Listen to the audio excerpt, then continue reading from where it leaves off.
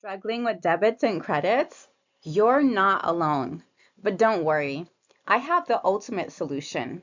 And by the end of this video, you will be an expert at debits and credits.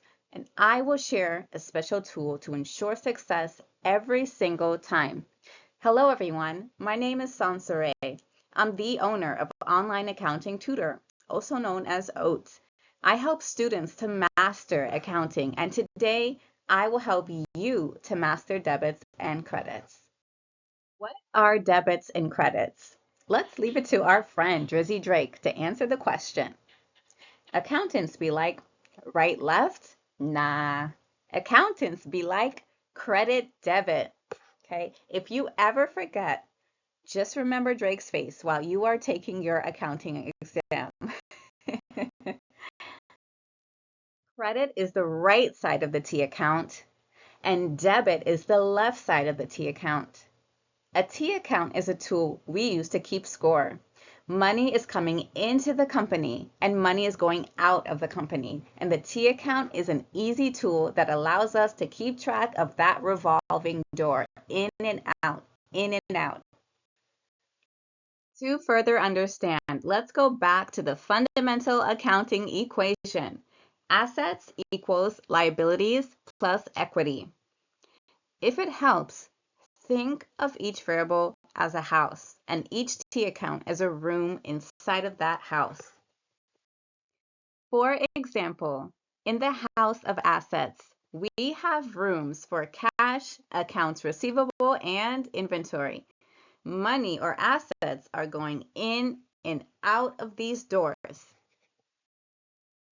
Your job as the accountant is to keep track of it all. How will you do it? You guessed right, a T account. Way to go. This is what a T account looks like, right? It's this tool that keeps track of transactions. We call it a T account because it's shaped like a T. The right side of the T account is always credit, and the left side of a T account is always, that's right, debit. Now it's time to pop the big question that will either make or break your accounting career. What is the normal balance of asset accounts? Let me rephrase the question. Would a debit or a credit increase asset accounts? If this is starting to sound like a foreign language to you, welcome to the magical world of accounting, right? You might want to make some flashcards because accounting is the language of business and you need to understand the terms.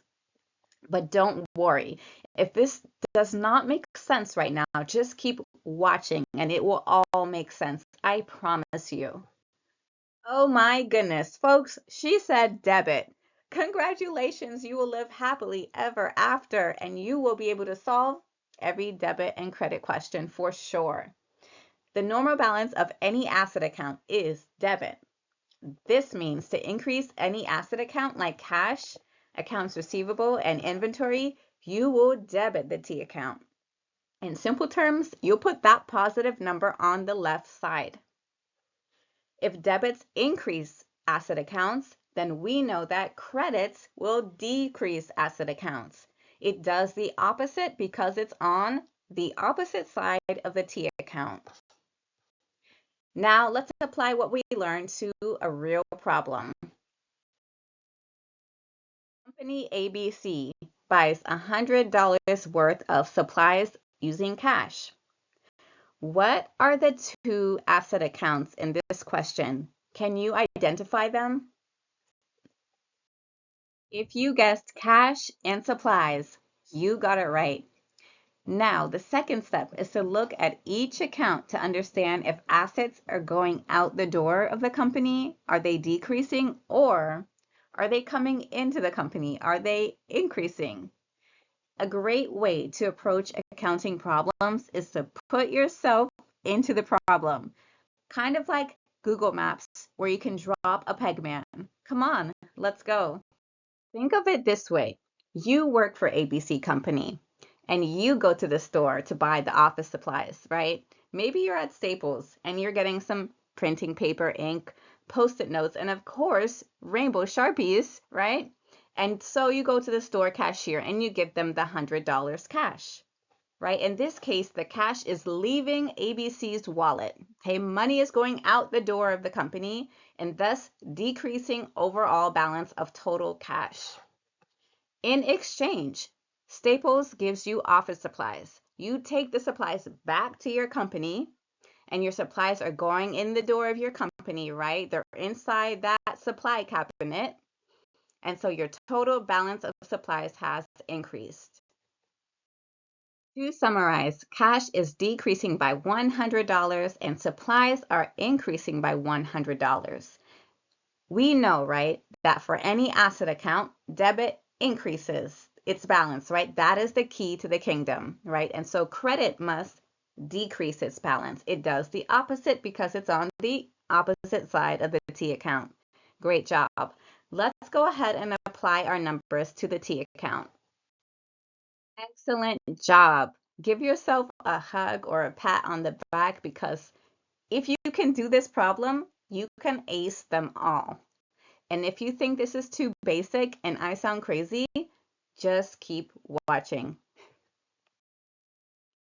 Now, you may be wondering, what are the normal balances for liability and equity accounts? It's pretty easy, okay?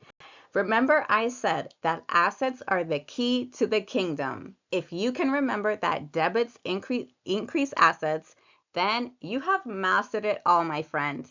Because liabilities and equity are on the opposite side of the accounting equation, they do the opposite. The signs switch, right? Liability accounts increase with a credit, and equity accounts increase with a credit. I will cover equity more in depth in a separate video, so make sure you subscribe. But here is the biggest takeaway. Remember, if you have to go over that bridge or the equal sign, then you have to do the opposite. Let's apply what we just learned to a problem. ABC Company takes out a $10,000 loan from a bank. The first step is to identify the accounts impacted. Again, put yourself into the problem. You go to the bank on behalf of ABC Company to get a $10,000 loan. You sign a contract stating that you're going to pay it back at a future date, right? In exchange, the bank gives you the $10,000 cash in your hand. The accounts impacted are cash and loan. Remember the keys to the kingdom. Debit increases assets. Therefore, liabilities do the opposite. Credits increase liabilities. Got it? ABC Company increases or credits its loan balance by $10,000. Its total loan obligations have increased. It owes more money today than it did yesterday. By taking on this loan, ABC Company gets $10,000 cash in hand, increasing the total balance of cash. If this seems a little complicated, trust me, you will get it. When it comes to accounting, practice makes perfect. So rewind this problem if you're struggling and do it again and again. Let's bring it all together, folks, to demonstrate the most important rule. Total debits must always equal total credits. This is how you can check your work to ensure success every single time. The first step is to total each account. So here we have the cash account. Minus $100 plus $10,000 equals a total of $9,900 on the debit side, right? Because it's a total increase to the account. Next, we have supplies. We have a total of $100 worth of supplies on the debit side because it's a total increase to the account. And finally, our loan account. It's increased by $10,000. We owe the bank $10,000. This increases our total balance on the credit side. Going back to the most important rule, total debits must equal total credits. 10,000 equals 10,000. We are balanced. Everything is Gucci good. Awesome work. Great job for checking your work. I hope you enjoyed this video as much as I enjoyed teaching you. If this video was helpful, please share with your classmates. Don't let them struggle. And if you want one-to-one tutoring support, I am here for you. My business information is provided in the description of this video. Again, my name is Sansare. I'm the owner of Online Accounting Tutor, or OAT for short. You can always remember it because it's like oatmeal, right? It's so nurturing and so delicious and so easy to consume. And that is what my content is all about. All right, folks, until next time, see you later.